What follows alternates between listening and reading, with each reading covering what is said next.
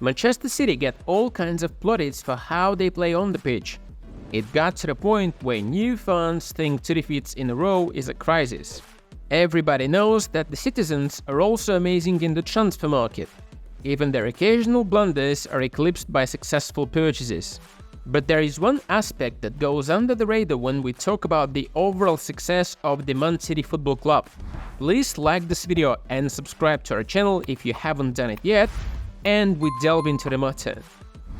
Let us give you some names: Carlos Forbes, Shea Charles, and James Trafford. These are 3 Man City Academy graduates whom they sold for over £40 million combined in the summer of 2023.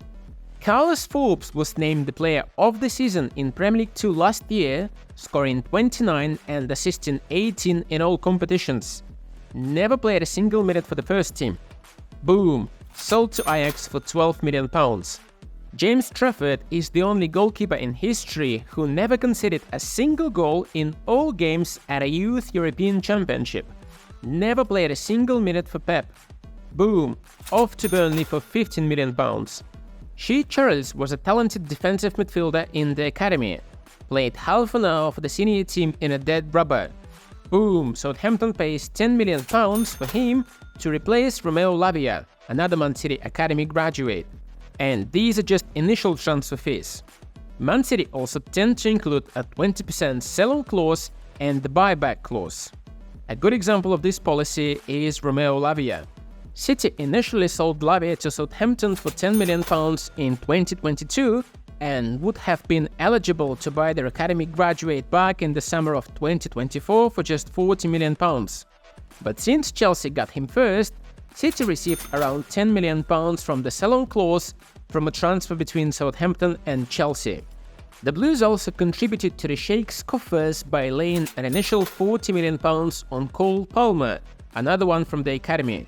There's a good chance Palmer will come good for Chelsea, but nobody else gives Man City what Chelsea did for effectively a bench option. This ability to produce and sell academy talent is not a new phenomenon for Man City. In 2017, City made £25 million from selling Kelechi Iheanacho to Leicester City. Jadon Sancho only got Man City £10 million when he left for Germany, but City doubled the amount when Dortmund sold the mercurial winger to Man United. Numerous other examples include Douglas Luiz, Pedro Porro, Brahim Diaz, Angelino, and many others. Some were at Man City from a younger age, and some came in around the age of 18 and were resold for profit. But Man City don't just give players away. Academy starlets Rico and Oscar Bob have been training and playing alongside De Bruyne's, Haaland's and Silva's for some time. Rico Lewis, in particular, is one player Pep Guardiola admires. "One of the best I've ever coached," admitted Pep.